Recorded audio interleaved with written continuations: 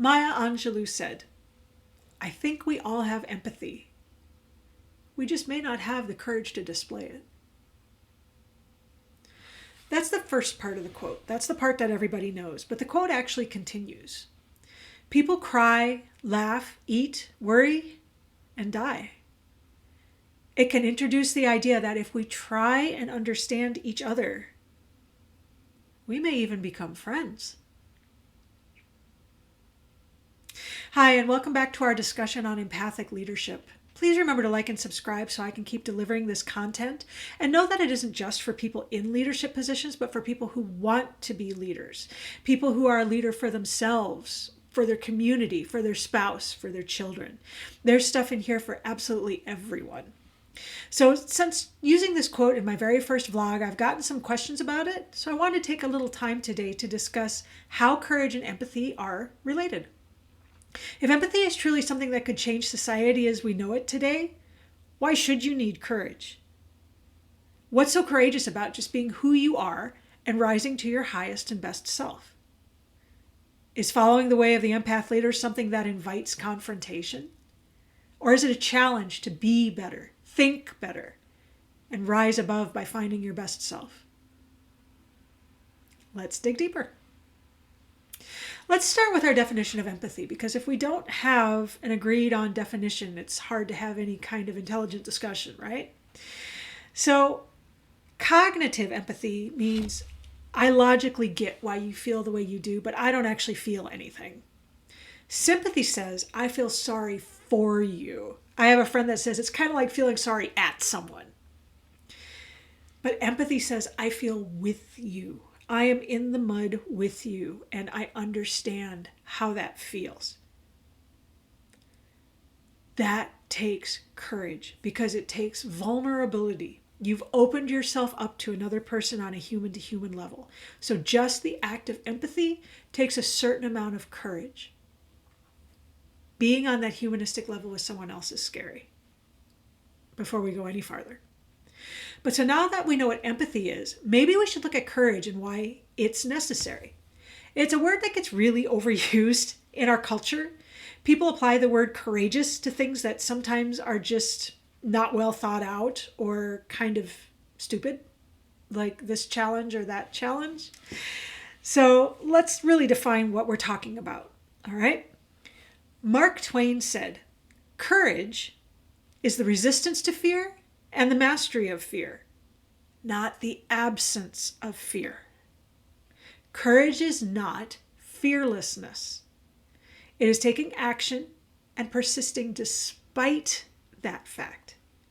So let's be very clear about this, because this is important. This is an important part of this.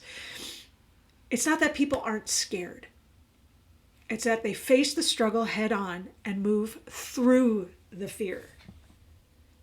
Overcoming being scared is hard, but it is possible.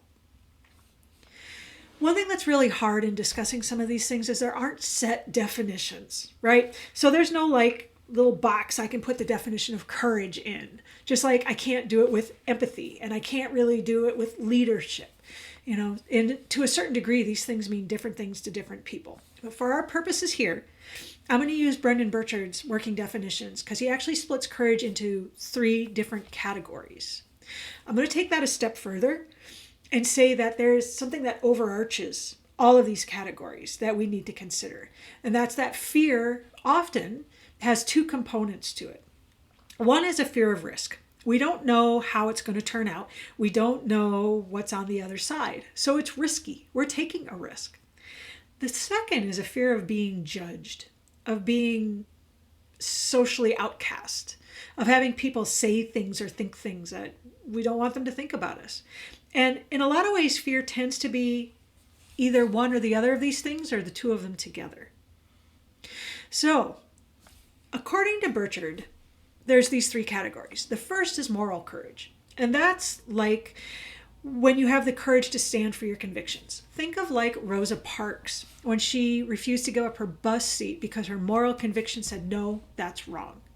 When you think of some historical figures like Gandhi or Mother Teresa, they don't necessarily have to be religious, but usually they have some kind of moral conviction and they stand by those morals.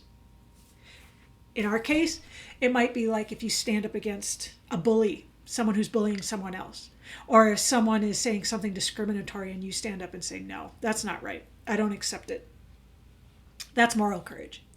Everyday courage is a little more personal. It's keeping a positive attitude or taking action despite uncertainty. So there's that risk we were talking about. Examples in everyday life might be buying a house, getting married, moving to a new city, taking a new job, quitting a job, or persevering through mental and physical challenges.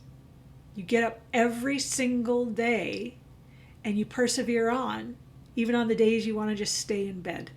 That's everyday courage. Psychological courage is the act of facing and overcoming your own anxieties, mental issues, and insecurities. This is where we tend to land when we really want to become our authentic selves and be who we are and who we were meant to be in the best possible way. Being willing to see your authentic self even if someone else won't like it. That's what we're talking about here. This is about being unapologetically who you are and being true to yourself.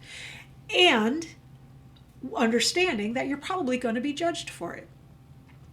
People have a stake in who you are right now. There are going to be people who don't like it that you change.